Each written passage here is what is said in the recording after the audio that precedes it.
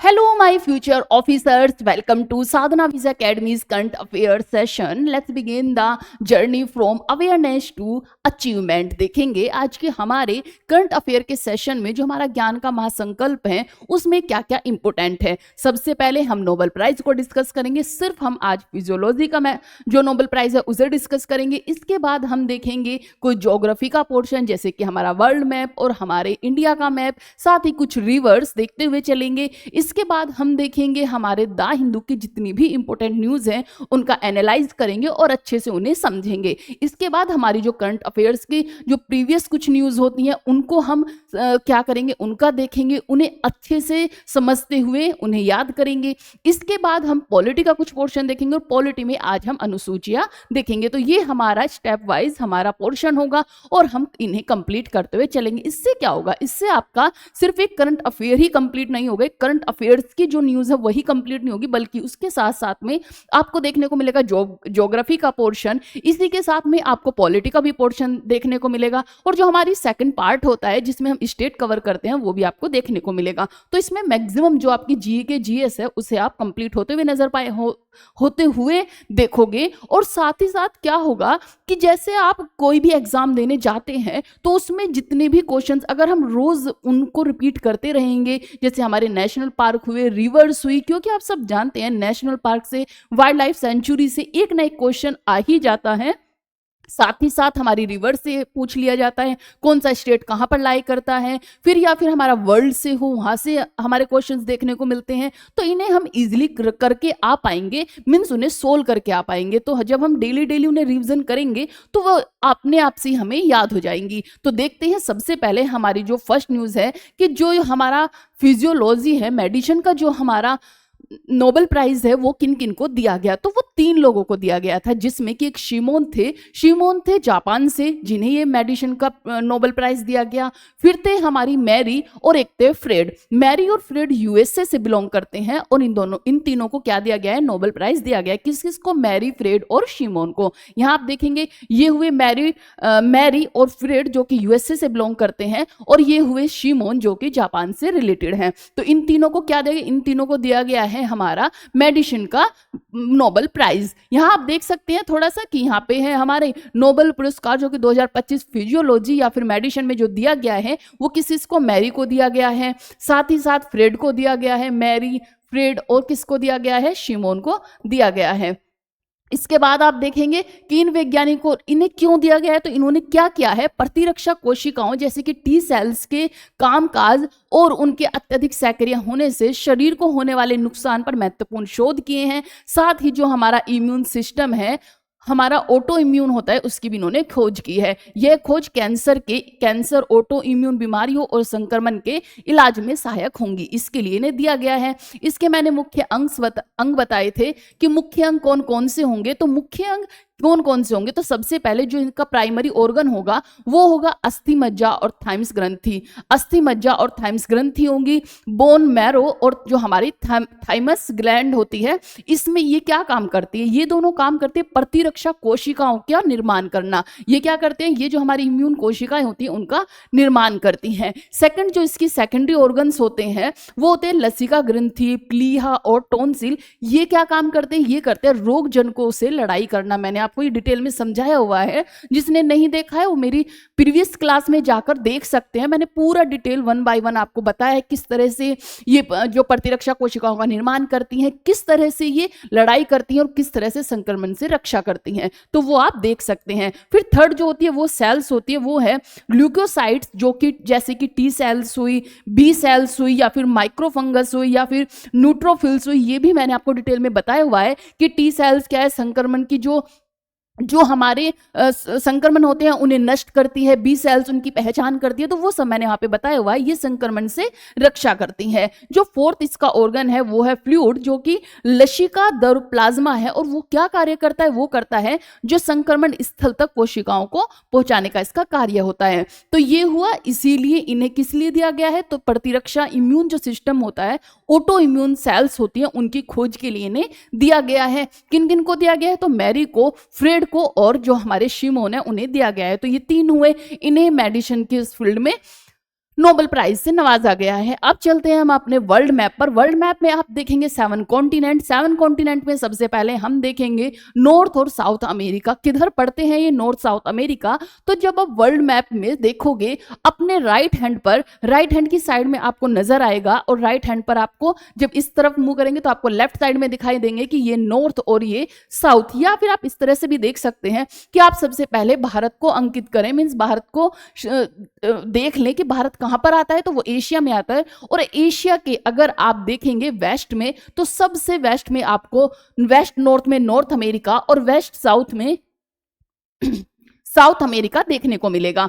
उससे थोड़ा आगे चलने पर आपको क्या मिलेगा कि एशिया के थोड़ा ईस्ट में, एशिया के वेस्ट में नजदीक ही आपको यूरोप देखने को मिलेगा, और नीचे साउथ में आपको अफ्रीका देखने को मिलेगा। मींस आपको एशिया के वेस्ट में 4 आपको कॉन्टिनेंट देखने को मिलेंगे। सबसे पहले जो सबसे वेस्ट में होगा वो 2 कॉन्टिनेंट होंगे, नॉर्थ अमेरिका और साउथ अमेरिका। फिर जो आप देखेंगे एशिया के पास में ही आपको नजर आएंगे 2 और कॉन्टिनेंट, जिसमें आपको नॉर्थ में देखने को मिलेगा यूरोप और साउथ में देखने को मिलेगा अफ्रीका। फिर जब आप एशिया के ही सापेक्ष देखेंगे तो आपको साउथ में देखने को मिलेगा ऑस्ट्रेलिया।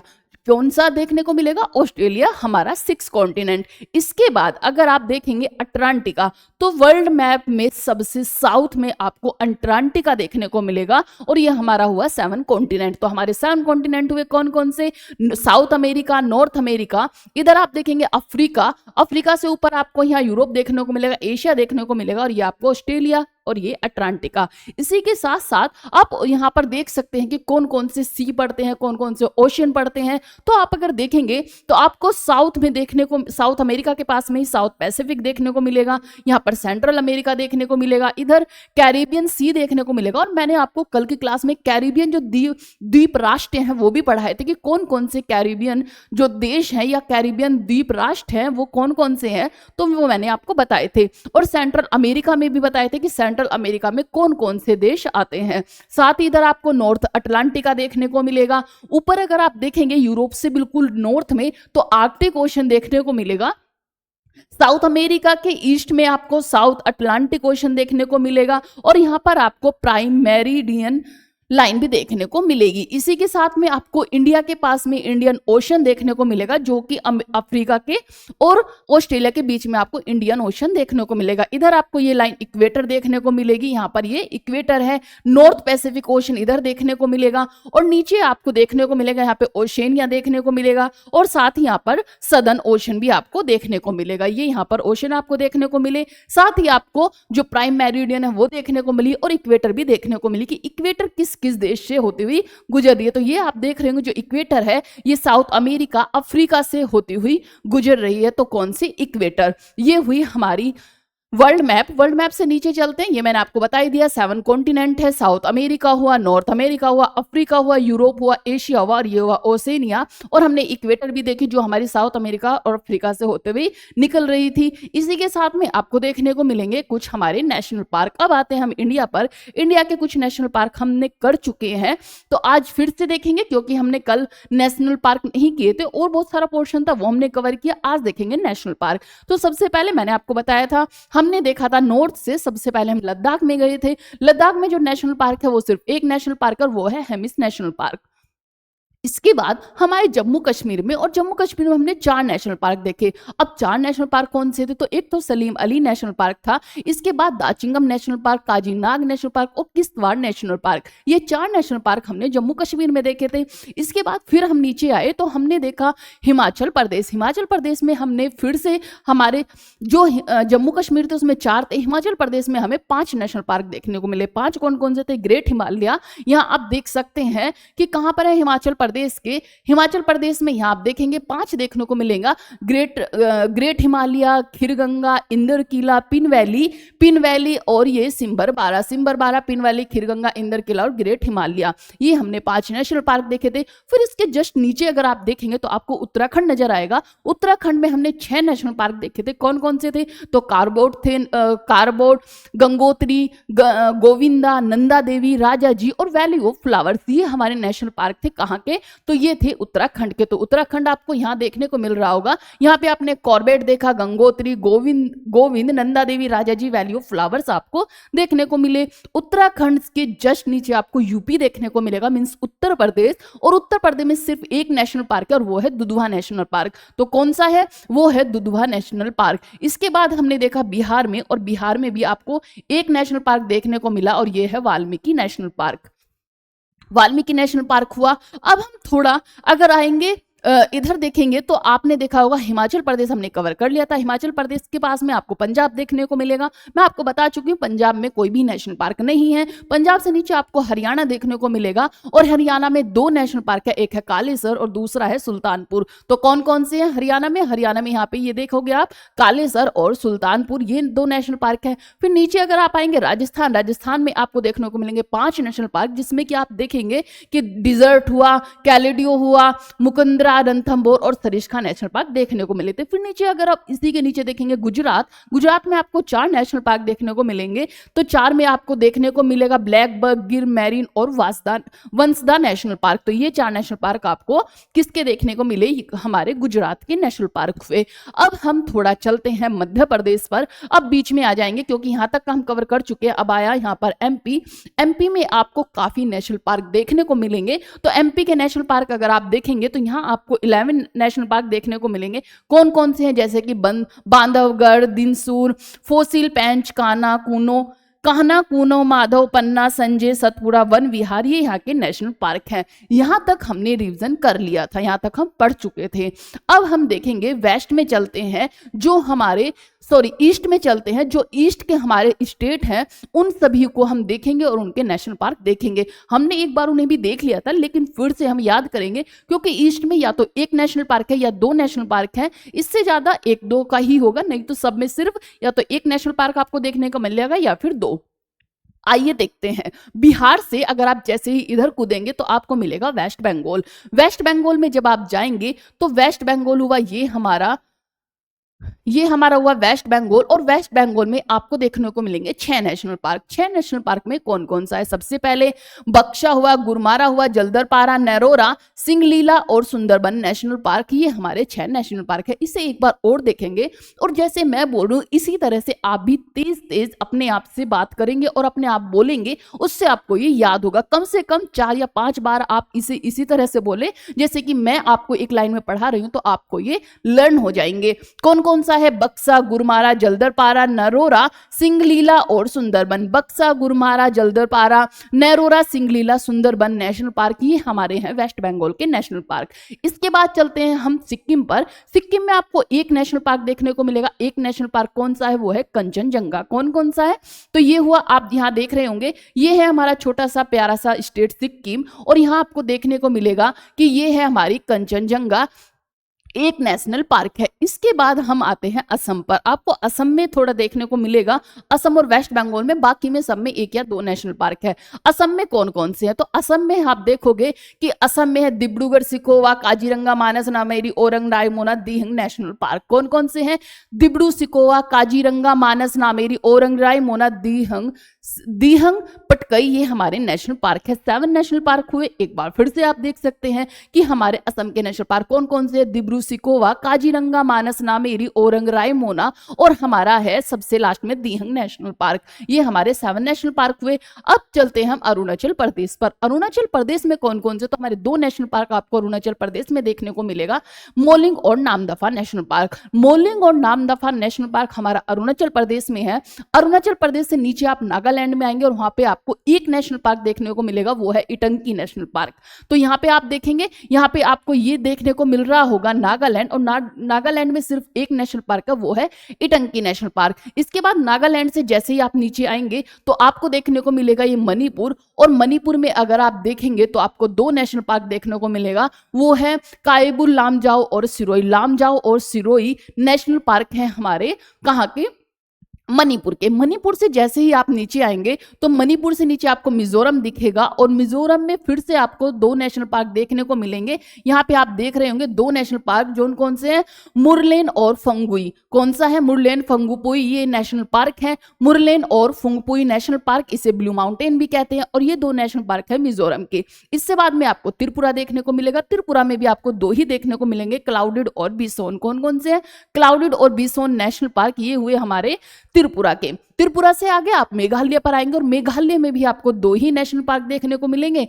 और दो नेशनल पार्क कौन कौन से हैं, तो एक है बालपक्रम और नोकरेई। कौन कौन से हैं, बालपक्रम और नोकरेई एक नेशनल पार्क, ये दो नेशनल पार्क आपको देखने को मिलेंगे मेघालय में। मैंने आपको कहा था कि दो दो या फिर एक नेशनल पार्क है असम और वेस्ट बंगाल को छोड़कर। तो ये हुए हमारे वेस्ट के। एक बार आप फिर से वेस्ट के देख लेंगे कि वेस्ट बंगाल में नेशनल पार्क कौन कौन से हैं। तो वेस्ट बंगाल में जैसे ही हम चलेंगे तो हमें देखने को मिलेगा वेस्ट बंगाल। आइए वेस्ट बंगाल को देखते हैं।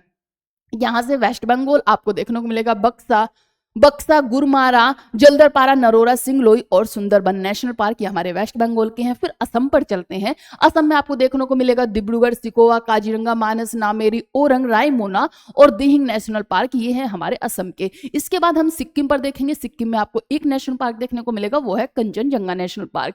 इसके बाद आप आएंगे कहां पर, अरुणाचल प्रदेश में, वहां आपको दो देखने को मिलेंगे, एक मोलिंग और एक नामदफा नेशनल पार्क, ये हुए हमारे। इसके बाद आप देखेंगे यहाँ पर नागालैंड में एक नेशनल पार्क है, वो है इटंकी नेशनल पार्क। नागालैंड से जैसे ही नीचे आप आएंगे तो आपको देखने को मिलेगा मणिपुर में दो मिलेंगे, केम्बुल लामजाओ और सिरोही नेशनल पार्क। इससे नीचे अगर आप आएंगे तो आपको मिजोरम देखने को मिलेगा, और मिजोरम में आपको फिर दो देखने को मिलेंगे, मुरलेन और फुंगुइपुई नेशनल पार्क, ये हमारे मिजोरम के हुए। मिजोरम से नीचे आपको त्रिपुरा देखने को मिलेगा। त्रिपुरा में फिर दो देखने को मिलेंगे, क्लाउडेड और बिसोन नेशनल पार्क, ये हमारे हुए त्रिपुरा के। फिर आपको देखने को मिलेगा मेघालय में फिर आपको दो नेशनल पार्क देखने को मिलेंगे, बालपक्रम और नोकरेक नेशनल पार्क, ये हुए हमारे ईस्ट के भी जितने स्टेट थे उसके नेशनल पार्क। अगर आप इसे 2 या 4 बार ऐसे ही तेज आवाज में रिवीजन कर लोगे तो आप विश्वास कीजिए कि आपको ये अच्छे से लर्न हो जाएंगे। किसी भी एग्जाम में अगर आप कोई भी आपका नेशनल पार्क से आता है क्वेश्चन तो आप उसे छोड़कर नहीं आएंगे। तो ये हमारे हुए। इसके बाद अब हम आज, क्योंकि हम स्टेट में महाराष्ट्र देखेंगे तो महाराष्ट्र के नेशनल पार्क भी हम यहाँ पर जरूर देखेंगे। तो यहाँ पर हम देखेंगे महाराष्ट्र में कौन कौन से नेशनल पार्क है। तो आइए देखते हैं महाराष्ट्र के नेशनल पार्क। यहाँ पे है महाराष्ट्र के, इसमें कौन कौन से हैं, चंदोली, गुगामल, नवेगांव, पेंच, संजय गांधी और तड़ोबा। कौन कौन से हैं, चंदोली, गुगलमल, नवेगांव, पेंच, संजय गांधी और तड़ोबा नेशनल पार्क, ये हमारे महाराष्ट्र के हैं। आज हम जो हमारे सेकंड पार्ट होगा, जो हम सेकंड क्लास करेंगे, वो होगी हमारी स्टेट, जिसमें हम आज महाराष्ट्र को कवर करेंगे। तो आप उस क्लास को भी जरूर देखें, अच्छे से हम उसे याद करेंगे। आइए हम देखते हैं अरब सागर में गिरने वाली नदियां। हम अरब सागर में गिरने वाली नदियां देख ही रहे हैं कि सबसे पहले हमने देखी थी कि हमारी लूनी नदी होती है, जो कि हमारी गिरती है गुजरात से आकर किसमें, अरब सागर में। यहाँ आपको राजस्थान से आती है गुजरात से, और ये गिरती है कहां पर, अरब सागर में। फिर आती है हमारी साबरमती के बाद आपको माही देखने को मिलेगी। माही के बाद आपको मांडवी देखने को मिलेगी, ज्वारी देखने को मिलेगी, श्रावती देखने को मिलेगी। फिर आपको पेरियार देखने को मिलेगी, भरतपुंजा देखने को मिलेगी और पुंबा देखने को मिलेगी। तो देखते हैं यहाँ पर सबसे पहले लूनी नदी, इसके बाद साबरमती आपको देखने को मिलेगी। यहाँ पे नर्मदा और ताप्ती देखने को मिलेगी। मैंने आपको बताया था कि ये कहाँ से, मध्य प्रदेश से निकलती हुई आती हैं दोनों, और पैरेलल ये चलती हुई रहती हैं। इसी के बाद आप मीठी नदी भी एक और ऐड कर सकते हैं। इसके बाद है मांडवी, ज्वारी और श्रावती, ये तीनों नदियां निकलती हैं। इसके बाद अगर आप देखेंगे भरतपुंजा और पेरियार, पुंबा आपको देखने को मिलेंगे। ये कहां पर गिरती हैं, ये सब गिरती हैं अरब सागर में। कहां पर, अरब सागर में ये सारी नदियां गिरती हैं। तो अरब सागर में गिरने वाली ये नदियां हैं, कौन कौन सी हुई, लूनी हुई। यहाँ आप लिख सकते हैं कि लूनी हुई, साबरमती, माही। इसके बाद आप देखेंगे मांडवी, जुआरी, शरावती। इसके बाद आपको देखने को मिलेगी शरावती के बाद आपको भरतपुंजा, फिर आपको पेरियार देखने को मिलेगी और फिर आपको पुंबा देखने को मिलेगी। ये नदियां हुई, ये है हमारी अरब सागर में गिरने वाली नदियां।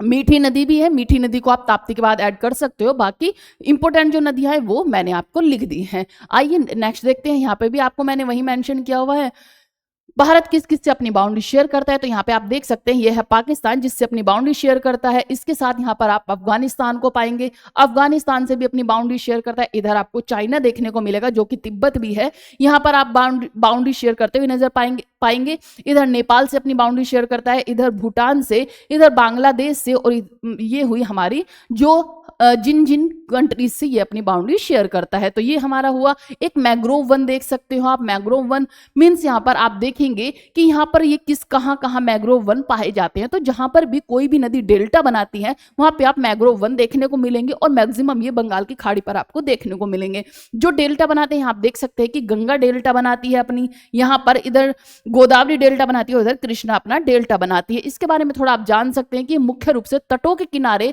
ये नदी डेल्टाओं पर, जो कि भारत में मैंग्रोव वन 6740 किलोमीटर क्षेत्र में विस्तृत है, मीन्स फैला हुआ है। विश्व के कुल मैंग्रोव वनों का 7% हिस्सा आपको यहाँ पर मिलेगा। कितना? विश्व का 7% मैंग्रोव आपको कहाँ देखने को मिलेंगे?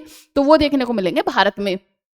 तटीय, ये क्या करते हैं? वन तट रेखा को सुव्यवस्थित करते हैं, तटीय क्षेत्रों को जो कटाव है अपरदन जो होता है उससे संरक्षण करते हैं। साथ ही गंगा डेल्टाई क्षेत्रों में सुंदरबन दुनिया का सबसे बड़ा जो आर्य वन है ये भी पाया जाता है। कहां पर? गंगा डेल्टा पर। तो ये आप याद रखेंगे।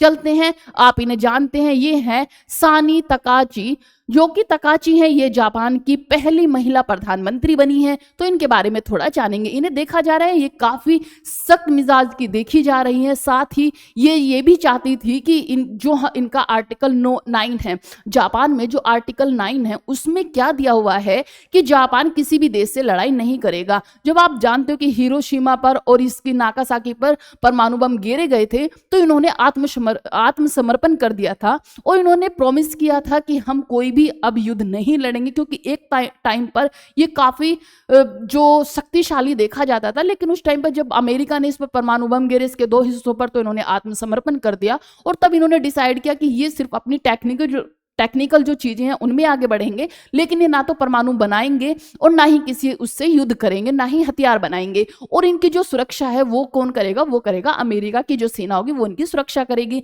लेकिन अभी क्या हो रहा है, जैसे कि आप अमेरिका के हालात देख रहे हैं, तो इनका मानना है कि हमें अपना जो हमारी आने वाली जो जनरेशन है उसे चेंज करना चाहिए। अपने जो पहले हमारे जो रहे हैं मुद्दे उन्हें चेंज कर हमें भी युद्ध की तरफ या फिर अपनी आत्मसुरक्षा करने के लिए नीतियां बनानी चाहिए। तो ये चाहते कि जो आर्टिकल 9 में दिया गया है कि हम किसी भी देश से युद्ध नहीं करेंगे, तो उसे बदला जाए। तो ये ऐसा कुछ देखा जा रहा है कि देखते हैं अब ये जो प्रधानमंत्री बनी है ये क्या जापान की राजनीति में नया चेंजेस लाती हैं। तो देखेंगे इनके बारे में कि ये क्या है। इनका जन्म जो हुआ था 7 मार्च 1961 को जापान के नारा प्रांत में हुआ था। इन्होंने कोमो यूनिवर्सिटी से बिजनेस जो कि डोमिनिस्ट्रेशन में स्नातक की है। इसी के साथ में आप यहाँ भी देख सकते हैं कि ये प्रथम महिला प्रधानमंत्री बनी है। कब बनी? तो 21 अक्टूबर 2025 को ये जापान की संसद द्वारा उन्होंने देश की पहली महिला प्रधानमंत्री के रूप में शपथ ली है। इस नियुक्ति से जापान की राजनीति इतिहास में एक नया अध्याय जुड़ा है। महिला प्रधानमंत्री का पद पहली बार, जो कि सानी तकाची है, ये जापान की पहली प्रधानमंत्री बनी है। इनकी पृष्ठभूमि राजनीतिक अनुभव नियुक्ति इतिहास दृष्टि से महत्वपूर्ण है। इनकी नीतियां परंपरागत और रूढ़ समर्थक मानी जा रही हैं। उन्हें पहली महिला होने की स्थिति में भी विशिष्ट मानती हैं। उनके नेतृत्व का प्रभाव लंबी अवधि से कैसा रहेगा यह समय एवं सामाजिक राजनीतिक विकास पर निर्भर करेगा। तो अब देखेंगे ये क्या यहाँ पर बदलाव लाएंगे। इसी के साथ में आप देखेंगे कि अभी क्या है, जो सरदार वल्लभ भाई पटेल की 150वीं जयंती बनाई जाएगी, तो उसके उपलक्ष्य में ये देखा गया है कि जो प्रधानमंत्री है सरदार वल्लभ भाई पटेल की 150वीं जयंती पर परेड का नेतृत्व करेंगे। प्रधानमंत्री नरेंद्र मोदी ने 31 अक्टूबर को गुजरात के केवड़िया में आयोजित राष्ट्रीय एकता दिवस की परेड का नेतृत्व करेंगे। यह आयोजन भारत के पहले उप प्रधानमंत्री और गृह मंत्री सरदार वल्लभ भाई पटेल की 150वीं जयंती के उपलक्ष्य में मनाया जाएगा। कार्यक्रम जो होगा यूनिटी इन डाइवर्सिटी, विविधता में एकता की थीम पर यह आधारित रहेगा। यह परेड एकता नगर में आयोजित होगी। यहाँ पर सरदार पटेल की स्टैचू ऑफ यूनिटी जो स्थित है, जिसका उद्घाटन वर्ष 2018 में किया गया था। तो आप जानते हैं कि गुजरात में आप देखोगे क्या, स्टैचू ऑफ यूनिटी, जो कि सरदार वल्लभ भाई पटेल की वहां पर स्टैचू बनाया गया है। तो यहाँ पर 150वीं जयंती पर इनकी क्या होगी, परेड की जाएगी। इसी के साथ में देखते हैं कि ज्ञान भारतम मिशन क्या है। तो जो ज्ञान भारतम मिशन है, मीन्स जो हमारी संस्कृति है, हमारी जो प्राचीन लिपियां हैं, उन्हें पढ़ने का कार्य, उनमें जो सुधार करने का कार्य, तो ये सब चीजें हैं। आप देखेंगे कि ज्ञान भारतम मिशन क्या है, जो पांडुलिपियों के संरक्षण हेतु संस्थानों ने समझौता भारत सरकार की संस्कृति मंत्रालय की प्रमुख पहल ज्ञान भारतम मिशन देश भर में फैली प्राचीन पांडुलिपियों की पहचान करना, डिजिटलीकरण करना, संरक्षण तथा प्रसार को बढ़ावा देने के लिए कार्य कर रही है। इसी मिशन की लगभग 20 संस्थाओं के साथ शनिवार को समझौता ज्ञापन पर हस्ताक्षर किए जाएंगे। आने वाले दिनों में 30 और संस्थान इस मिशन से जुड़ेंगे।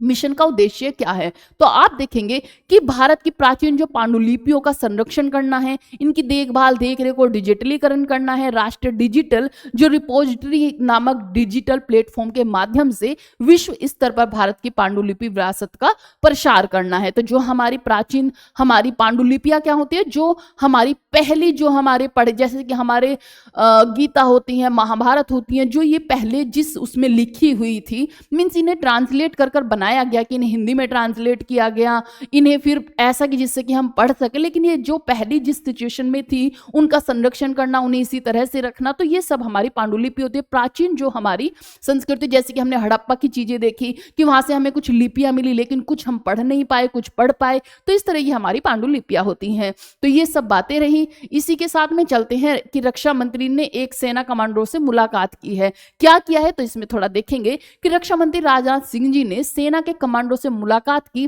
सुरक्षा स्थिति की समीक्षा के लिए। जो हमारे रक्षा मंत्री है राजनाथ सिंह ने जैसलमेर में आयोजित आर्मी कमांडर्स कॉन्फ्रेंस के दौरान, कौन सी आर्मी कमांडर्स जो कॉन्फ्रेंस के दौरान सेना की सुरक्षा तैयारियों और संचालन क्षमता की समीक्षा की है। कार्यक्रम के बाद उन्होंने स्थान में जो तानोट और लोंगेवाले की अग्रिम सैन्य क्षेत्रों का भी दौरा किया। किस किस का, तानोट का और लोंगेवाले का। चर्चा का मुद्दा क्यों बना, क्योंकि वरिष्ठ सैन्य नेतृत्व के साथ निम्न पहलुओं का विस्तार हुआ, जैसे कि ग्रे जोन वॉरफेयर, जो कि हमारा ग्रे जोन वॉरफेयर है, अस्पष्ट और हाइब्रिड युद्ध की रणनीति के लिए देखा गया। तीनों सेनाओं के बीच तालमेल हेतु रोड मैप के लिए इस पर निष्कर्ष हुआ। जो बातचीत हुई आत्मनिर्भर भारत के संदर्भ में रक्षा जो हमारे नवाचार बैठक में, जिसमें कि कौन कौन थे, chief of defence staff general Anil Chauhan, कौन थे, सीडीएस के जो हमारे चीफ ऑफ डिफेंस स्टाफ है वो कौन है, वो है जनरल अनिल चौहान। आर्मी के स्टाफ प्रमुख कौन है, उपेंद्र द्विवेदी, और हमारे सभी जितने भी आर्मी कमांडर थे वो वहां पर प्रेजेंट थे। और उनमें ये चर्चा की गई, किस दिन की गई, तो जिस दिन हमारी ये सेना की हमारी क्या थी, सेना आर्मी कमांडर्स कॉन्फ्रेंस थी, उस दिन ये की गई। इसी के साथ में आप देखेंगे कि यूएसए मिलिट्री, मैंने आपको पढ़ाया था जब हम देख रहे थे साउथ अमेरिका, तो मैंने वहां आपको वेनेजुला पढ़ाया था, और वेनेजुला ने फिर से ये आरोप लगाया अमेरिका पर कि उसका जो हेलीकॉप्टर है वो हमारी आर्मी पर, हमारी से जो हमारी अंतरराष्ट्रीय सीमा है उस पर देखा गया है, और इसने काफी वहां पर क्या किया, बम वगैरह भी डाले हैं। तो ये देखेंगे इसके बारे में कि अमेरिका सेना ने वेनेजुला की तटरेखा के पास सुपरसोनिक B1 बम वर्षक तैनात किए हैं।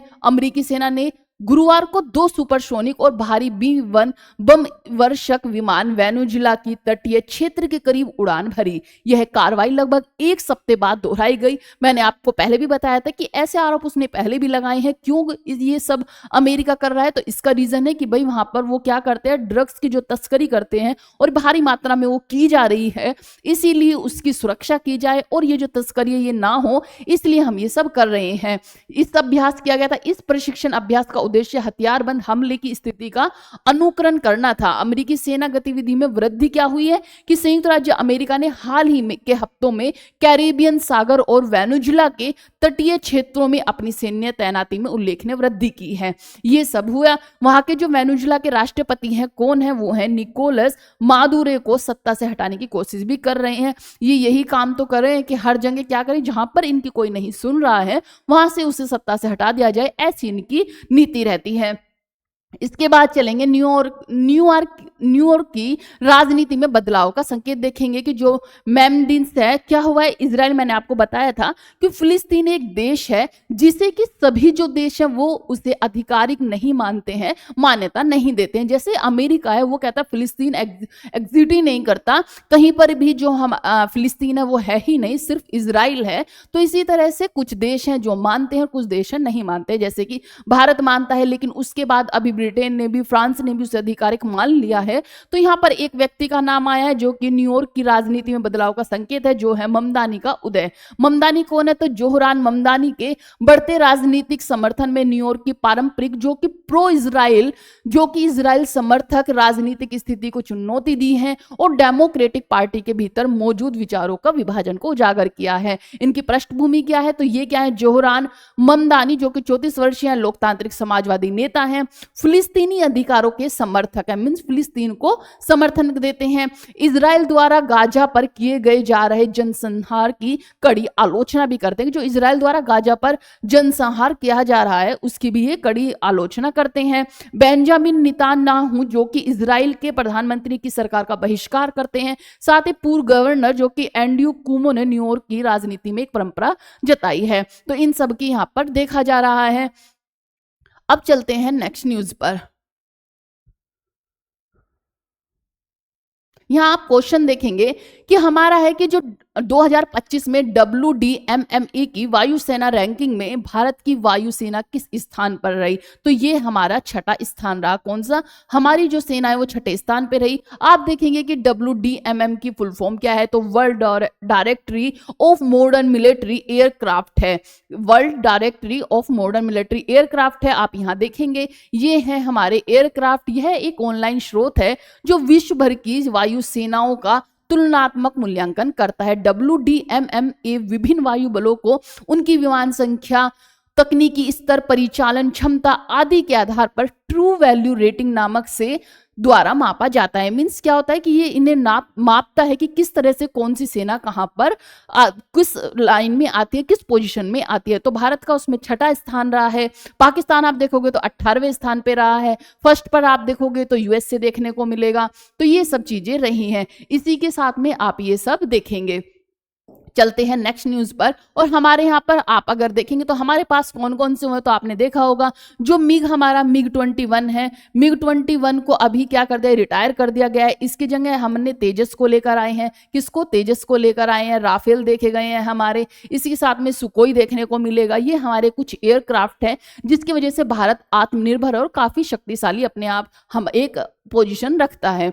आइए नेक्स्ट न्यूज पर देखते हैं कि हमारे यूरोपियन यूनियन और हरियाणा में ड्रोन आधारित आतंकवाद रोधी पहले संयुक्त अभ्यास का आयोजन कब हुआ? तो ये जो हमारा आयोजन हुआ है ये कब हुआ? तो इसका हुआ है हमारा 13 से लेकर 15 अक्टूबर 2025 को इसका आयोजन किया गया था। देखेंगे यहाँ पर यह अभ्यास जो है हमारा भारतीय और यूके के साथ में हुआ, मीन्स यूरोपीय संघ स्तरीय सुरक्षा साझेदारी का पहला ऐसा मिशन है जिसमें ड्रोन जो कि हमारे क्या है, अनमेड एरियल सिस्टम यूएसए और उनसे उत्पन्न आतंकवाद खतरों पर संयुक्त रूप से प्रशिक्षण दिया गया। इसके पहलू क्या है? तो यह है 3 दिन का कार्यक्रम था। सेकंड, जिसमें भारत के नेशनल सिक्योरिटी गार्ड जो कि NSG और यूरोपीय संघ की high risk security network HRCN के वरिष्ठ अधिकारी, प्रशिक्षक और तकनीकी विशेषज्ञ भी सम्मिलित थे। तो किस किस के बीच हुई है? ये हुई है भारत और यूरोपीय संघ के बीच में की गई है। तुवालू देखते हैं, तुवालू IUCN की कौन से राज्य सदस्य बन गया? जो तुवालू देश है वो IUCN जो है इसका कौन से नंबर का सदस्य देश बना है?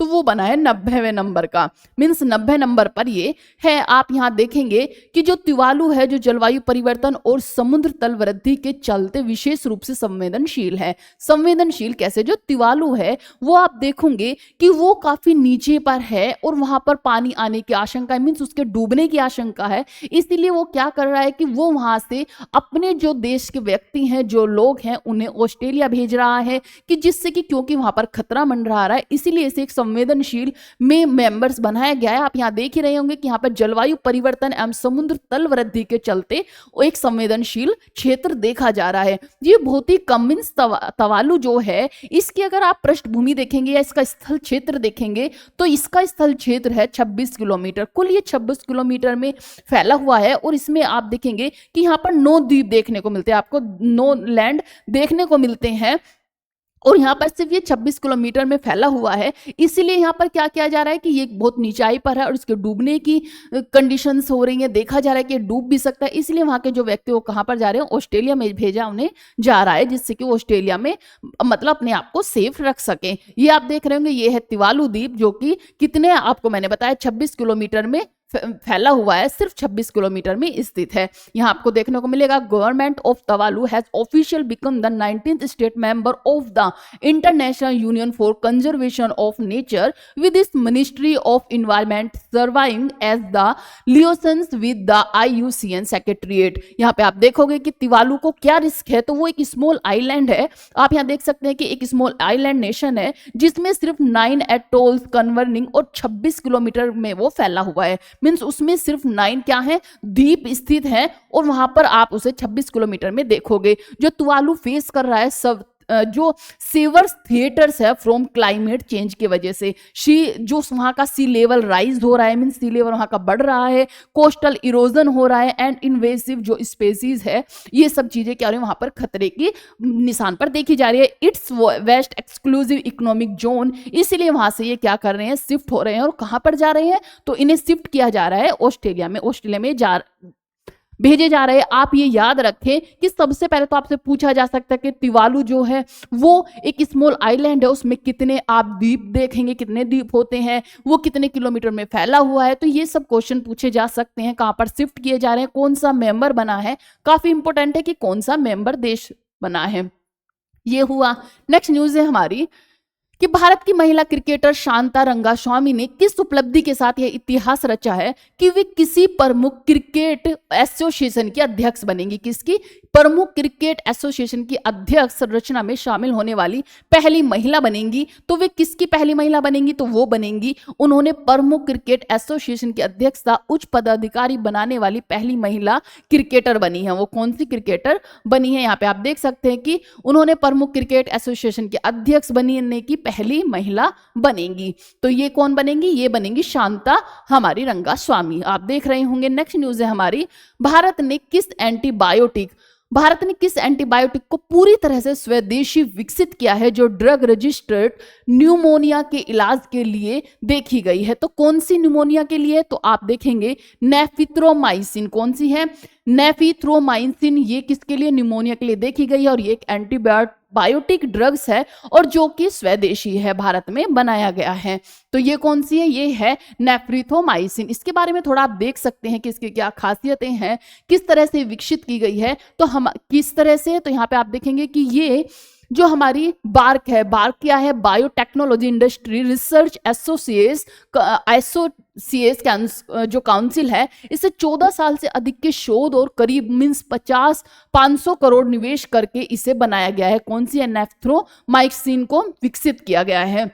ये हमारी हुई इस भारत की पहली पूरी तरह से स्वदेशी विकसित माइक्रोलाइन क्लास की एंटीबायोटिक है, जिसमें मुख्य रूप से कम्युनिटी एक्वायर्ड बैक्टीरियल जो कि निमोनिया नामक इस दवा निमोनिया नामक उपयोग के लिए इसे बनाया गया है। यहाँ हम देख सकते हैं कि जो कि है एंजीथ्रोमाइसिन के मुकाबले लगभग 10 गुना अधिक ये प्रभावी है, 10 गुना अधिक प्रभावी है। तो ये आप देख सकते हैं किसके लिए? निमोनिया के लिए बनाई गई है और ये पहली स्वदेशी हमारा ड्रग्स है, स्वदेशी मेडिसिन है। कौन सी है हमारी? तो वो हुई नेफिथोमाइसिन। कौन सी है? नेफिथोमाइसिन।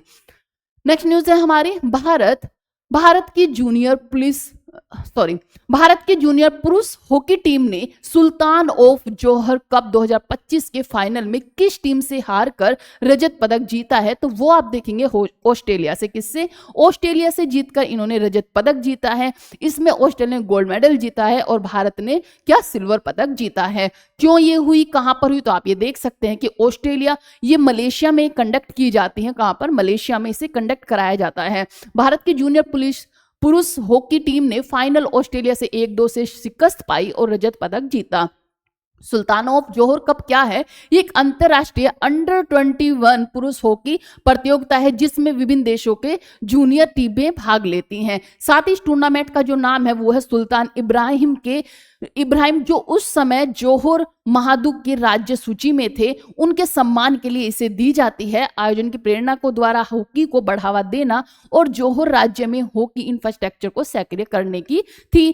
कब से ये शुरू हुआ था? तो ये हुआ था 2011 में, इसका पहला संस्करण हुआ था। साथ ही मलेशिया के जोहर बहू में इसे कंडक्ट कराया जाता है। तमानडाया हॉकी स्टेडियम में इसे खेला गया है। तो ये हुआ हमारा। चलते हैं नेक्स्ट न्यूज पर। नेक्स्ट न्यूज है हमारी, रामानुज फेलोशिप किस उद्देश्य से शुरू की गई है? तो किस लिए शुरू की गई है? आप सब जानते हैं रामानुज जो है एक महान गणितज्ञ हैं, जिनके उसमें हम देखते हैं रामानुज के उसमें गणित दिवस भी मनाया जाता है, राष्ट्रीय गणित दिवस देखा जाता है। तो यहाँ आप देखेंगे कि किस लिए बनाया गया है। तो आप अगर यहाँ देखेंगे, यहाँ पे आपको ऑप्शन देखने को मिलेगा, विदेश में कार्यरत प्रतिभाशाली भारतीय जो कि भारतीय वर्ती वैज्ञानिकों को भारत में शोध स्थिति देकर ब्रेन ड्रेन को रोकना इसका उद्देश्य है, इसीलिए ये शुरू किया गया है। यहाँ पे आप देख सकते हैं कि रामानुज का जो है विदेश में कार्यरत प्रतिभाशाली भारतीय जो कि भारतीय वृत्ति वैज्ञानिकों को भारत में शोध स्थिति देकर ब्रेन ड्रेन को रोकना। साथ ही साथ रामानुज जो फेलोशिप है भारत सरकार की एक प्रतिष्ठित अनुसंधान फेलोशिप है, जिसे विदेशों में कार्यरत या फिर भारतवर्ती होने वाले वैज्ञानिक जो कि इंजीनियरों को आकर्षित करने, उन्हें भारत में शोध स्थिति देने और भारत के शोध परिसर को सुदृढ़ करने हेतु बनाया गया है, जिससे कि जो हमारे वैज्ञानिक हो बाहर जाकर जो रिसर्च करते हैं वो भारत में ही रिसर्च करें। इसीलिए इस फेलोशिप को शुरू किया गया है। ये हुआ। इसके बाद देखेंगे कि 24 अक्टूबर को इसे जो 24 अक्टूबर है, 24 अक्टूबर को मनाया जाने वाला विश्व पोलियो दिवस, आप याद रखेंगे कब बनाया जाता है? 24 अक्टूबर को बनाया जाता है।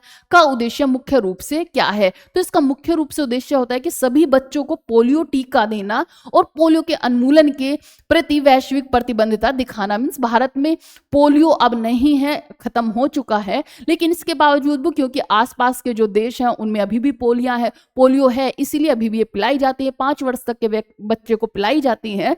और ये कब मनाया जाता है? ये 24 अक्टूबर को मनाया जाता है। कौन सा? पोलियो दिवस, हमारा विश्व पोलियो दिवस 24 अक्टूबर को मनाया जाता है। तो ये आप याद रखेंगे।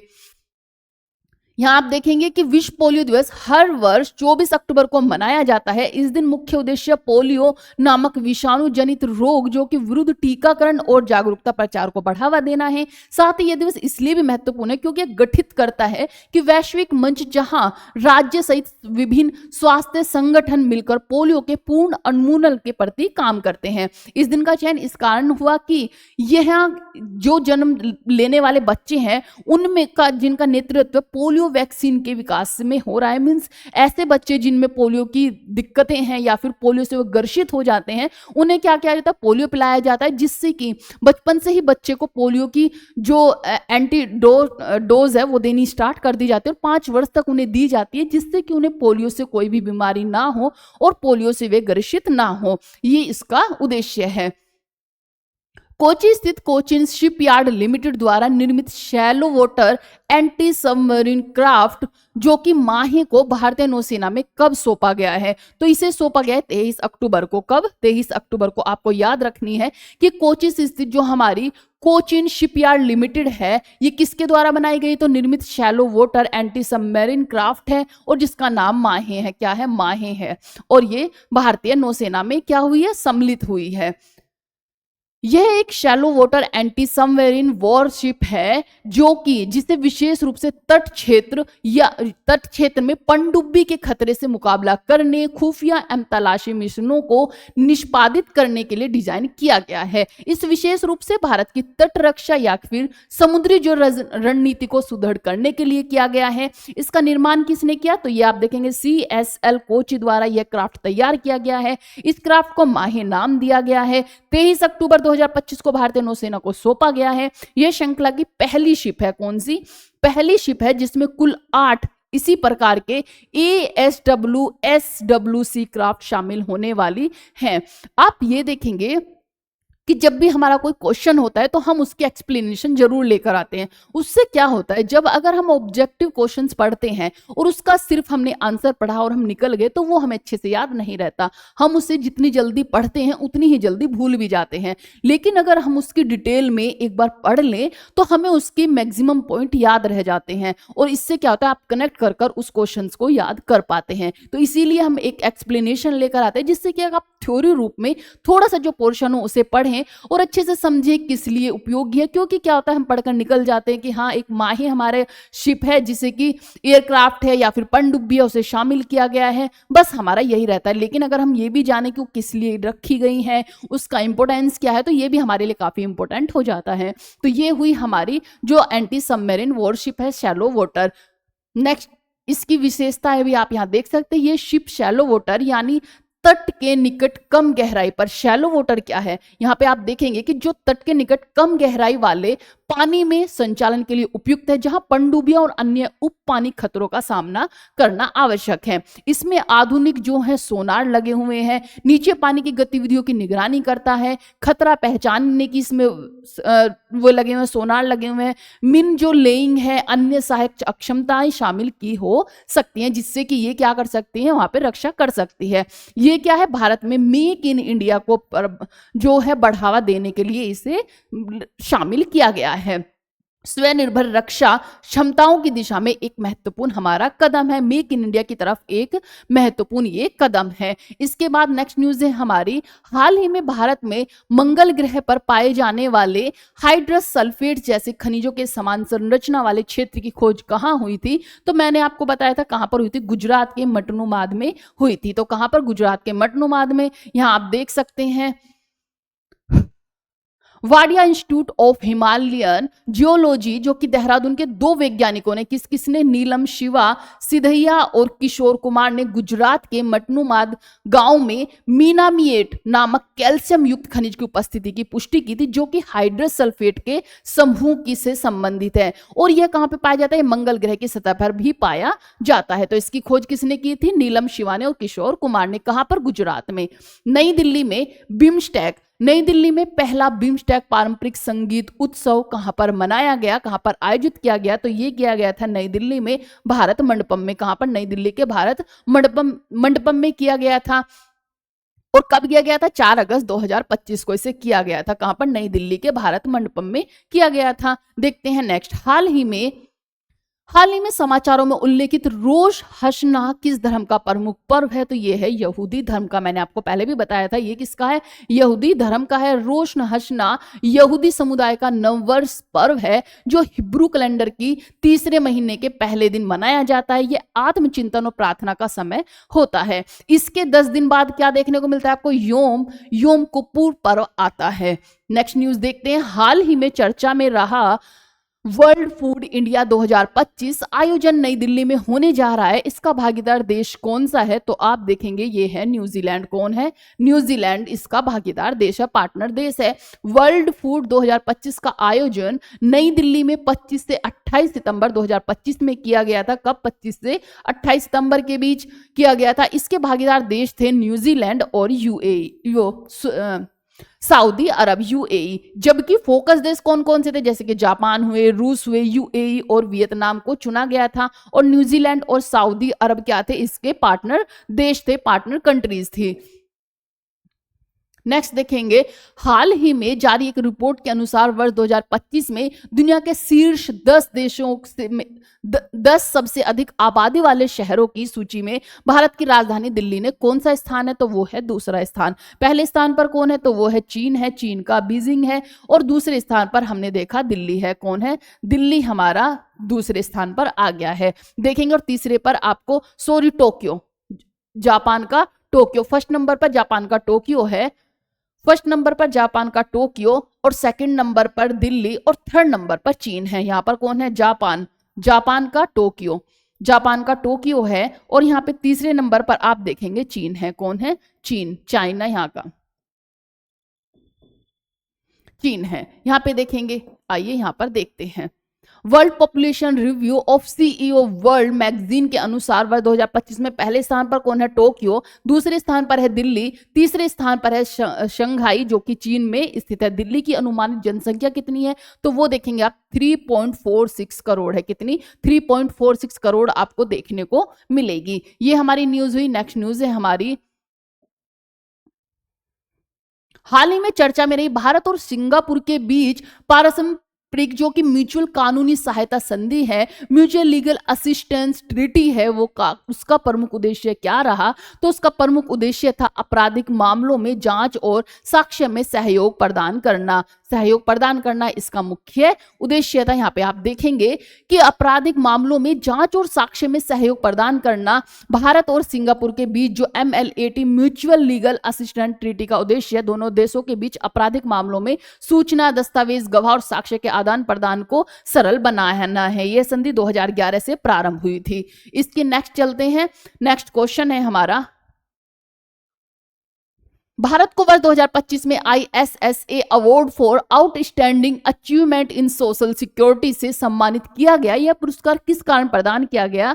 तो यह किया गया था सामाजिक सुरक्षा कवरेज में उल्लेखनीय वृद्धि के लिए। किस लिए? सामाजिक सुरक्षा कवरेज के उल्लेखन के लिए दिया गया था। यहाँ पे आप थोड़ा देखेंगे कि भारत को 2025 में इंटरनेशनल सोशल सिक्योरिटी एसोसिएशन द्वारा outstanding achievement in social security award दिया गया है। ये भारत की सामाजिक सुरक्षा जो कि 2015 में कितनी थी? 19% से बढ़कर 2025 में 64.3% हो गई है। यह पुरस्कार world social security forum 2025 Kuala Lumpur जो कि मलेशिया में है उनके द्वारा दिया जाता है। इस भारत की ओर से केंद्रीय श्रम मंत्री जो कि कौन थे? मनसुख मंडाविया को प्राप्त हुआ है।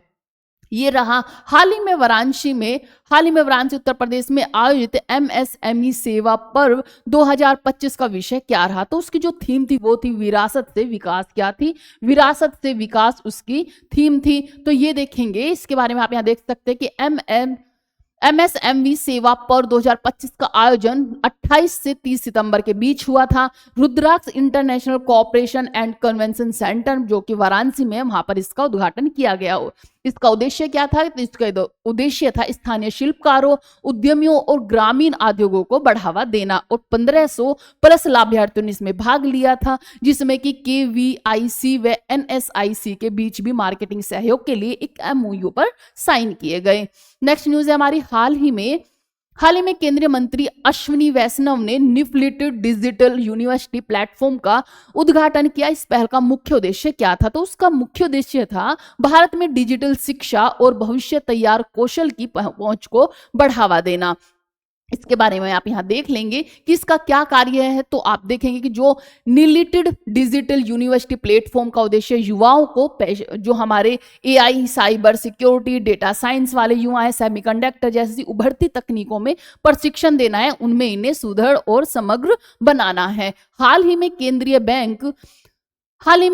बैंक और यूनियन बैंक में नए MD CEO नियुक्त हुए हैं। निम्न में से कौन सा सही है? तो जो नियुक्त हुए हैं वो है आशीष पांडे जो कि यूनियन बैंक ऑफ इंडिया के CEO हैं, और जो कल्याण कुमार हैं वो हैं सेंट्रल बैंक ऑफ इंडिया के CEO एंड MD। तो कौन कौन से? आशीष पांडे किसके बने? यूनियन बैंक ऑफ इंडिया के। और जो कल्याण कुमार है ये सेंट्रल बैंक ऑफ इंडिया के MD एंड CEO नियुक्त किए गए हैं। देखते हैं इनके बारे में। आशीष पांडे को यूनियन बैंक ऑफ इंडिया का MD CEO नियुक्त किया गया है, और कल्याण कुमार को सेंट्रल बैंक ऑफ इंडिया का MD CEO नियुक्त किया गया है। नेक्स्ट न्यूज है, भारत में पहली निजी क्षेत्र के हेलीकॉप्टर फाइनल असेंबली लाइन कहां स्थापित की जा रही है? तो मैंने आपको बताया था ये है विमंगल कर्नाटक में आयोजित की जा रही है। टाटा एडवांस सिस्टम लिमिटेड और एयरबस कि विमंगल कर्नाटक में भारत की पहली निजी, कौन सी है ये? भारत की पहली निजी क्षेत्र की हेलीकॉप्टर फाइनल असेंबली लाइन स्थापित करने की घोषणा की गई है। ये संयंत्र एयरबस H125 हेलीकॉप्टरों का निर्माण करेगा, जो नागरिक रक्षा और निर्यात बाजारों की आवश्यकताओं को पूरा करेगा। ये हुई, चलते हैं नेक्स्ट न्यूज पर कि हाल ही में केंद्रीय मंत्रिमंडल ने दालों में आत्मनिर्भर के लिए किस मिशन को मंजूरी दी है? तो आप देखेंगे ये दी है मिशन आत्मनिर्भर दाल, मीन्स मिशन आत्मनिर्भर दाल, जिससे कि हम दालों पर आत्मनिर्भर रहें। मीन्स हम इतनी दाल उपजा सकें जितना हम उनको खाते हैं या उनका उपयोग करते हैं, हमें बाहर से दाल ना मंगानी पड़े। इसीलिए मिशन बनाया गया है, कौन सा? मिशन आत्मनिर्भर दाल। देखते हैं इसके बारे में कि केंद्रीय मंत्री ने मिशन फॉर आत्मनिर्भर इन पल्सेस को मंजूरी दी है। यह मिशन 2025-26 से लेकर 2030-31 तक लागू होगा। इसका उद्देश्य दालों का घरेलू उत्पादन बढ़ाकर 350 लाख, कितना? 350 लाख टन तक का पहुंचाना है। इस मिशन के लिए 11,440 करोड़ का बजट आवंटित किया गया है। साथ ही साथ मिशन में 88 लाख मुफ्त बीज किट दी गई है, 1000 प्रसंस्करण इकाइयां और 100% MSP पर तूर, उड़द और मसूर को, याद रखें कौन कौन सी दाल है, तूर, उड़द और मसूर को दी गई है, क्योंकि एग्जाम में पूछा जा सकता है कि कौन कौन सी दाल इसमें शामिल है। तो तूर हुई, उड़द हुई और मसूर, ये आप देखेंगे। नेक्स्ट क्वेश्चन है हमारा नेचर अध्ययन के अनुसार अमेज़न वर्षावन में वृक्षों का आकार बढ़ रहा है, इसका मुख्य कारण क्या है? तो इसका मुख्य कारण है, आप देखेंगे कि जलवायु परिवर्तन और वायुमंडल में CO2 का बढ़ना इसका मुख्य कारण है, जिसकी वजह से अमेज़न वर्षावन के वृक्षों का आकार बढ़ रहा है। यहाँ आप देखेंगे कि नेचर जर्नल के अध्ययन 2025 के अनुसार अमेज़न वर्षावन में वृक्षों का आकार बढ़ रहा है, जिसका मुख्य कारण वायुमंडलीय कार्बन डाइऑक्साइड और जो हमारी वृद्धि जल परिवर्तन है। अधिक CO2 के कारण फोटोसिंथेसिस दर बढ़ती है, जिससे कि वृक्ष अधिक कार्बन संधारण करते हैं, मींस अधिक कार्बन को ग्रहण करते हैं, उनका आकार बढ़ता है। यह वृक्ष कार्बन सिंक के रूप में कार्य करते हैं और वातावरण से CO2 अवशोषित करते हैं। क्योंकि अमेज़न को पृथ्वी का फेफड़े भी कहा जाता है, ये काफी बड़ी तादाद में आपको अमेज़न वन मिलेंगे और पृथ्वी को जो सुरक्षा देता है, जो उसके फेफड़े माने जाते हैं, उन्हें अमेज़न वन को माना जाता है। नेक्स्ट न्यूज है हमारी 2025 में ISSF जूनियर वर्ल्ड कप में भारत ने कुल कितने पदक जीते हैं? तो वो जीते हैं 26 पदक। कितने? 26 पदक जीते हैं। यहाँ आप देख सकते हैं कि कितने स्वर्ण, कितने रजत पदक हैं, जिसमें कितने मिलाकर ये 26 पदक हैं जिन्हें जीता है, जिसमें स्वर्ण, रजत और कांस्य भी शामिल हैं। इस उपलब्धि ने भारत के जूनियर शूटिंग खिलाड़ी और खेल विकास योजनाओं की सफलता को दर्शाया है। इसके बाद 2025 में ISSF जूनियर वर्ल्ड कप का आयोजन कहां पर किया गया? तो ये किया गया था बहरीन में। कहां पर? बहरीन में इसे किया गया था। आयोजित कहां पर हुआ था? ये बहरीन में हुआ था। फिर चलते हैं कि 2025 ISSF जूनियर वर्ल्ड कप में भारत की शूटिंग टीम ने कुल कितने स्वर्ण पदक जीते? तो वो जीते 12। 26 में से 12 कितने थे? हमारे स्वर्ण पदक थे, गोल्ड मेडल थे। इसके बाद भारत की जूनियर जो शूटिंग टीम की सफलता किन योजनाओं और पहल का परिणाम है? तो ये जो परिणाम है ये है खेल विकास और युवा प्रतिभा संवर्धन के लिए। नेक्स्ट क्वेश्चन है हमारा कि 2025 में क्षेत्रीय ग्रामीण बैंक, जो कि हमारे रूरल बैंक की स्वर्ण जयंती समारोह कहां पर आयोजित की गई? तो ये की गई थी नई दिल्ली में। कहां पर?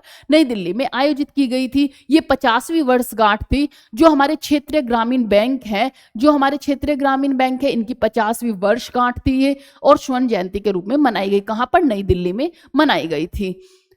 नेक्स्ट क्वेश्चन है हमारा in which year were regional rural bank establish? तो ये कब स्टैब्लिश किए गए थे? तो ये 1975 में स्टैब्लिश किए गए थे, 1975 में।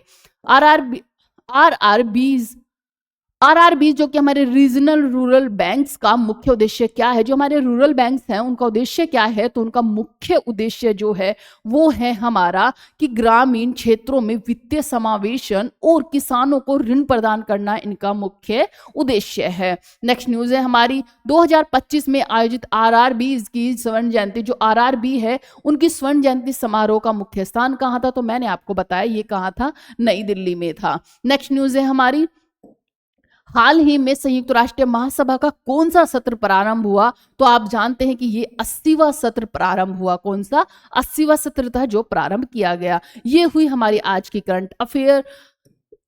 करंट अफेयर्स जो कि हमने कंप्लीट की, जिसमें कि हमने देखा जितने भी हमारे प्रीवियस जो हमारी लास्ट वीक की हमारी करंट अफेयर्स की न्यूज़ थी उन्हें डिस्कस किया, हमने द हिंदू का एनालाइज किया। अब देखेंगे हम पॉलिटी का थोड़ा पोर्शन जिसमें हम अनुसूचियां देखेंगे कि कौन सी अनुसूची में क्या शामिल है। तो भारत संविधान की सभी अनुसूचियां देखेंगे। सबसे पहले फर्स्ट अनुसूची हमारी कि राज्य, जो हमारी अनुसूची फर्स्ट है इसमें क्या है? तो इसमें है कि राज्य और केंद्र शासित प्रदेशों के नाम व क्षेत्र इसमें दिए गए हैं, जो कि हमारे राज्यों के और केंद्र शासित प्रदेशों के नाम, उनका क्षेत्र कहां से कहां तक है। तो ये किस में दिया गया? ये दिया गया हमारी अनुसूची फर्स्ट में। इसे आप इस तरह से भी याद रख सकते हैं कि एक से देश की पहचान, राज्य और उसका स्थान, ये भी आपकी ट्रिक काम आ सकती है। कौन कौन से राज्य केंद्र शासित प्रदेश हैं, उनकी सीमाएं, क्षेत्रीय परिवर्तन या फिर राज्य निर्माण, विलय करना, ये सब किस में दिया गया? अनुसूची 1 में दिया गया है। अब चलते हैं अनुसूची 2 में। अनुसूची 2 में क्या दिया गया? तो आप देखेंगे अनुसूची 2 में दिया गया है वेतन भत्ते, जो कि हमारे विशेष अधिकार है, उन्हें संवैधानिक पदों का वेतन भत्ते और विशेष अधिकार हमारी अनुसूची 2 में दिया गया है। जैसे कि राष्ट्रपति व उपराष्ट्रपति, राज्यपाल के जो वेतन भत्ते हैं, या फिर न्यायाधीश हुए, लोकसभा, हमारे राज्यसभा के अध्यक्ष हुए, मेंबर्स हुए, या फिर नियंत्रक एंड महालेखा परीक्षक जो हमारे कैग हुए, मंत्रियों के भत्ते इत्यादि इसमें शामिल है। तो कौन सा है? ये अनुसूची 2 में दिया गया है। तो फर्स्ट में क्या है? फर्स्ट में है कोई भी राज्य क्षेत्र, जो कि उस कौन सा राज्य और केंद्र शासित प्रदेश है, उनका जो क्षेत्र होगा, उनका जो स्थान होगा, वो हमें दिया गया है किसमें? अनुसूची 1 में, नाम और क्षेत्र। सेकंड में हमें दिया गया है कि राज्य के जो संवैधानिक जो पद हैं, उनके भत्ते, उनका वेतन किस में दिया गया है? तो वो दिया गया है अनुसूची 2 में। और इसमें भत्ते किस किस के हैं? तो ये भी याद रखें कि राष्ट्रपति, उपराष्ट्रपति, राज्यपाल, राष्ट्रपति, उपराष्ट्रपति, राज्यपाल, इन तीनों को याद रखेंगे। साथ ही लोकसभा, राज्यसभा के अध्यक्ष और मेंबर्स, इसी के साथ जो कैग होते हैं हमारे, इन्हें भी शामिल किया गया है। अब चलते हैं अनुसूची 3 पर। अनुसूची 3 में क्या है कि जो हमारे संवैधानिक पदों की शपथ जो है, शपथ और प्रतिज्ञा हमारी अनुसूची 3 में दी गई है। मीन जैसे कि राष्ट्रपति हुए, उपराष्ट्रपति हुए, सांसद हुए, एमएलए हुए, एमएलसी हुए, न्यायाधीश हुए, इनकी जो मंत्री हुए, इनकी जो शपथ और प्रतिज्ञा है वो किस में दी गई है? वो दी गई है अनुसूची 3 में। किसमें? अनुसूची 3 में दी गई है, शेड्यूल 3 में। ट्रिक याद रख सकते थे, 3 बोले शपथ धरो, मीन 3 बोले शपथ धरो, ये इसकी आप ट्रिक याद कर सकते हैं। लेकिन आप ट्रिक से ज्यादा ध्यान दें डिटेल में और अच्छे से उसे पढ़े, क्योंकि जितना आप डिटेल से पढ़ोगे फिर आपको वो याद भी रहेगी और आपके आगे काम भी आएगी। तो किन किन को शपथ दिलानी है ये मैंने आपको बताया। चलते हैं अनुसूची 4 पर। अनुसूची 4 में है राज्यसभा में राज्यों की सीटों का आवंटन। राज्यों की सीटों का आवंटन मीन्स किस राज्य में कितनी सीटें हैं, कितनी सीटें निर्धारित की गई हैं, ये किस में दिया गया है? अनुसूची 4 में दिया गया है। किस राज्य को कितनी राज्यसभा सीटें मिलेंगी, ये किस में? अनुसूची 4 में है। इसकी जो ट्रिक होगी वो आप देखेंगे कि 4 राज्यसभा का फर्श, 4 क्या है? राज्यसभा का फर्श, तो ये आप देखेंगे। चलते हैं अनुसूची 5 पर। अनुसूची 5 में अनुसूचित क्षेत्रों और जनजातीय क्षेत्रों का प्रशासन किसमें है? अनुसूची 5 में। कौन कौन से इसमें अनुसूचित जाति और अनुसूचित जनजाति हैं? तो आप देखेंगे राज्यपाल को विशेष शक्तियां आदिवासी क्षेत्रों की सुरक्षा और विकास, जिसमें कौन कौन से राज्य हैं? जैसे कि आंध्र प्रदेश हुआ, तेलंगाना, एमपी, झारखंड, इसी के साथ छत्तीसगढ़, राजस्थान, गुजरात, हिमाचल प्रदेश, महाराष्ट्र आदि इसमें शामिल हैं। इसे आप ऐसे भी कह सकते हैं कि 5 से ट्राइब का राइट, 5 से क्या है? ट्राइब का राइट। तो ये हमारा हुआ 5वीं अनुसूची में क्या है? अनुसूचित जाति और अनुसूचित जनजातियों के क्षेत्रों का प्रशासन। अब चलते हैं अनुसूची 6। अनुसूची 6 क्या है? इसमें हमारे 4 राज्यों को रखा गया। आप जानते भी होंगे कि लद्दाख पर अभी काफी प्रॉब्लम्स आ रही थी, लद्दाख पर केस चल रहे थे और लद्दाख पर चीजें आ रही थी कि आपने देखा होगा जो सोनम वांगचुक है वो चाहते हैं कि लद्दाख को अनुसूची 6 में शामिल कर दिया जाए। तो ये सब चीजें चल रही थी, इन पर हमने बातें भी की थी। तो अनुसूची 6 क्या है? अनुसूची में हमारे 6 में 4 राज्यों को रखा गया है। कौन कौन से? जैसे असम हुआ, ये असम है। असम हमारा असम, मेघालय, त्रिपुरा और मिजोरम के जनजातीय इलाकों का प्रशासन। इसमें क्या है कि जो स्वायत्त जिले परिषदें होती हैं, प्रशासन में विशेष अधिकार होते हैं, इसीलिए चाहते हैं कि लद्दाख को भी किस में रखा जाए? तो अनुसूची 6 में शामिल किया जाए। इसको आप देख सकते हैं कि 6 से NE की फिक्स नॉर्थ ईस्ट के 4 राज्य, ये आप याद कर सकते हैं। अनुसूची 7 में चलते हैं। अनुसूची 7 में है संघ और राज्य के विषय, मीन्स संघ और राज्य के कौन कौन से विषय हैं, किसे हम रखेंगे केंद्र में, किसे रखेंगे हम राज्य में, और किसे रखेंगे समवर्ती में। तो ये देखेंगे कि केंद्रीय जो हमारी सूची है उसमें हमारे 97 विषय हैं, 97 विषय हमारे किस में है, केंद्रीय सूची में है। राज्य सूची में हमारे 66 है, 66 विषय हमारे किस में है, राज्य सूची में, और समवर्ती सूची में है 47। जो 97 विषय है उस पे जो रूल बनाएगी, जो नियम बनाएगी, जो आधिकारिक क्षेत्र है वो है केंद्र का, किसका, केंद्र का। 66 विषय पर राज्यों का क्षेत्र है कि राज्य ही उसमें नियम बदल सकते हैं, कुछ भी कर सकते हैं, तो वो 66 विषय उन पर शामिल है। लेकिन समवर्ती सूची क्या होती है, 47 विषय ऐसे हैं कि उसमें केंद्र और राज्य दोनों मिलकर कार्य करेंगे, मिलकर कानून बनाएंगे, तो वो 47 विषय है। ये कब किया गया था, 42वें संशोधन से बदलाव किया गया था। ट्रिक आप देख सकते हैं कि 7 सत्ता का विभाजन, 7 सत्ता का विभाजन।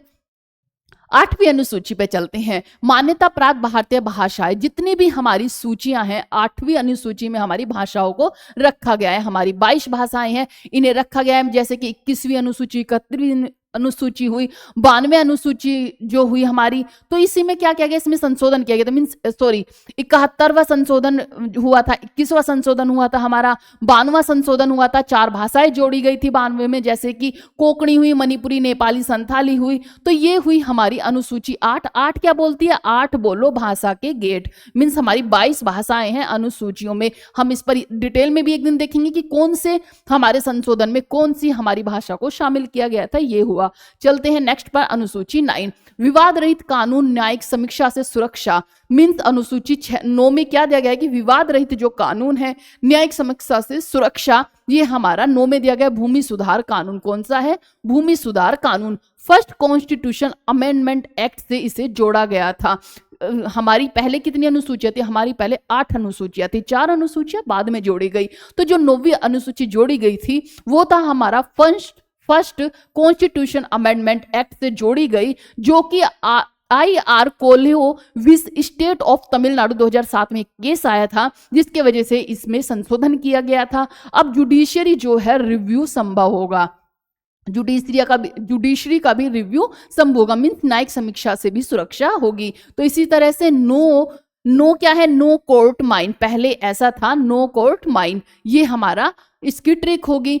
इसके चलते हैं 10वीं अनुसूची में। 10वीं अनुसूची में हुआ था दल बदल विरोधी कानून, एंटी डिफेक्शन लॉ। ये कब किया गया था, ये 52वां जो संशोधन था 1985 में किया गया था। दल बदल विरोधी कानून क्या था कि जैसे कोई सांसद हुआ, कोई विधायक हुआ या MLA हुआ, वो जीत तो गया किसी और पार्टी से, लेकिन जीतने के बाद अगर वो दूसरी पार्टी में शामिल हो गया तो उससे क्या होगा, उससे एक पार्टी को तो लॉस हो गया।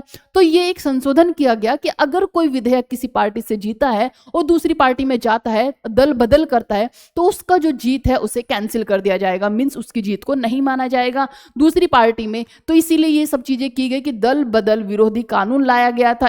किस परिस्थिति में कि MLA MP की सदस्यता जाएगी। ये क्या हुआ, 10 पे दल बदल का पेन, ये इसकी ट्रिक हुई। चलते हैं अनुसूची 11 और 12। 11-12 में क्या है, 11 में हमारा जो ग्रामीण पंचायत हैं उनके बारे में, और जो हमारी 12वीं अनुसूची है उसका है शहरीकरण पर। तो देखते हैं अनुसूची 11 में पंचायतों के विषय, 29 विषय हैं किसके, पंचायत के। और ये कौन सा था, 73 जो हमारा कॉन्स्टिट्यूशन अमेंडमेंट एक्ट है उसके तहत इसे बदला गया था, मींस 73वां संशोधन 1992 में इसे लागू किया गया था। स्थानीय शासन को अधिकार, जो स्थानीय शासन है उसे भी कुछ अधिकार दिए गए, जैसे कि पंचायतों के विषय में 29 विषय रखे गए। तो 11 गांवों का हेवन, क्या है, 11 गांव का हेवन। इस तरह से आप इसकी ट्रिक याद रख सकते हैं। 12 में क्या है, 12 में नगर पालिकाओं के विषय रखे गए, और कितने, 18 विषय रखे गए नगर पालिकाओं में, क्योंकि गांव में क्या होते हैं, पंचायत होती हैं, ग्राम पंचायत, और यहाँ पर क्या होते हैं, नगर पालिकाओं के विषय।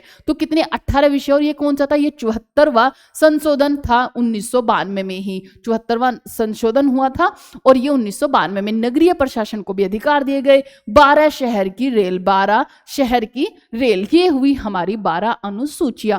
एक बार आप फटाफट से इस तरह भी देख सकते हैं कि फर्स्ट में क्या है, हमारी राज्य और यूटी व उसकी सीमाएं हैं। सेकंड अनुसूची में वेतन भत्ते हैं। थर्ड में शपथ और प्रतिज्ञा क्या है, 4th में राज्यसभा सीटें हैं, 5th में अनुसूचित क्षेत्र है, 6 में एनी जनजातीय क्षेत्र है जो कि हमारे एनी नॉर्थ ईस्ट के ईस्ट के जो हमारे स्टेट हैं, 7th में संघ राज्य सूचियां हैं, 8 में 22 भाषाएं हैं, 9वीं अनुसूची में भूमि सुधार कानून है जो कि फर्स्ट अमेंडमेंट एक्ट हुआ था। मैंने इसमें वो भी दिए गए हैं कि कौन कौन सा संशोधन हुआ है, किसमें संशोधन नहीं हुआ है। 7वीं में संघ राज्य सूचियों में 42वां संशोधन हुआ था। इसी के साथ 10वीं अनुसूचित दल बदल कानून और 11वां जो पंचायत में 29 विषय रखे गए और 12 में नगर पालिका के 18 विषय शामिल किए गए। यहाँ से आप देख सकते हैं कि 1 में देश, 2 में वेतन, 3 में शपथ, 4 में राज्यसभा, 5 में ट्राइबल, 6 में एनी और 7 में सत्ता बांटे, 8 में भाषाएं, 9 में अदालत बंद और 10 में दल बदल, 11 में गांव और 12 में शहर। इस तरह से भी आप ये ट्रिक याद कर सकते हैं।